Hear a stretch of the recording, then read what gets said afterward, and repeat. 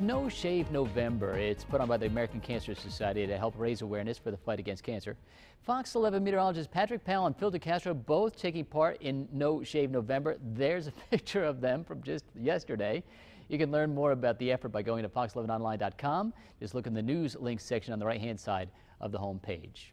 And joining me now, Dr. Tom Schlueter with Prevea Health, Lori Bertrand with American Cancer Society to tell us about No Shave November, what it means, and particularly about men's health we're going to talk about right now. Hi, Lori. Hello. Hi, Doctor. Morning. Dr. Schlueter, tell us a little bit about what is a common cancer among men. Well, prostate cancer is the second most common cause of cancer death in men. It is the most common cancer diagnosed in men other than skin cancer. So it is a very significant health problem in our country. One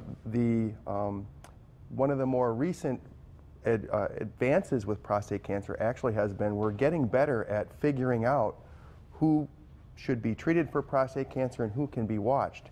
If you understand that it's the second most common cause of cancer death in men, but on the other hand, if you do autopsy studies on many men in their 70s and 80s who died of other causes, many of those men had prostate cancer they died with and not from. Therefore, the challenge to the urologist, and we're getting better at this, is trying to figure out who would benefit from treatment and who has cancer that could be watched closely, but in whom treatment can probably be delayed or indefinitely, perhaps. And that's kind of been an evolution in the last 5 years, right? Absolutely.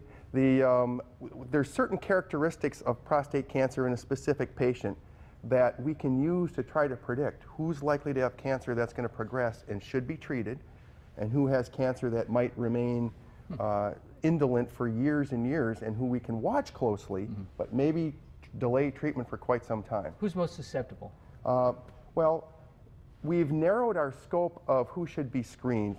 We didn't know exactly who should be screened initially, and so we would screen most men from 50 to early 70s, especially if they're healthy. But we're learning now that we should narrow that window to men ages 55 to 69. Now, if you're African American or if you have a brother or father with the disease, we might alter that a bit and start a little earlier.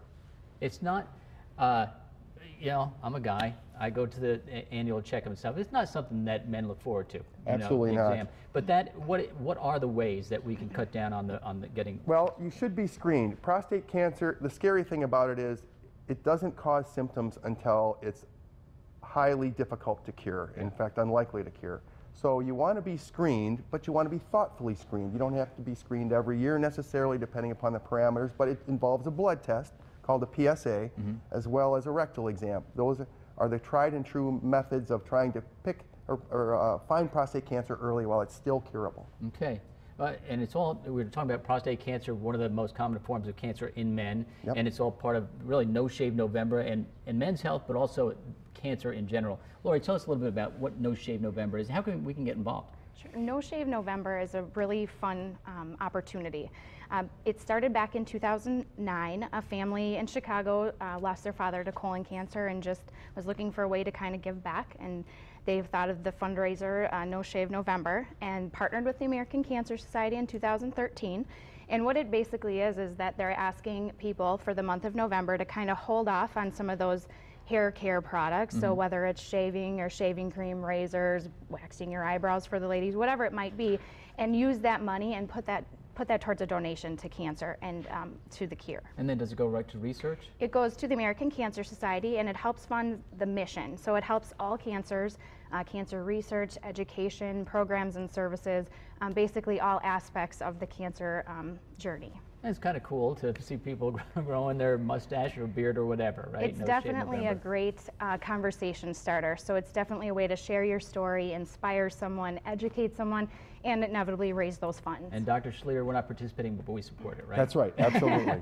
Absolutely. So, and the last bit of advice in 10 seconds, would you say, men, if you're over, say, 50, 55, make sure you make an appointment, right? Men between ages 55 and 69 should have a PSA and a rectal exam at least every couple of years, but they should discuss the advantages and disadvantages of screening with their physician. And it could save their life. Absolutely. About it. Thank you both for joining us, and we'll be back. You're watching Good Day Wisconsin.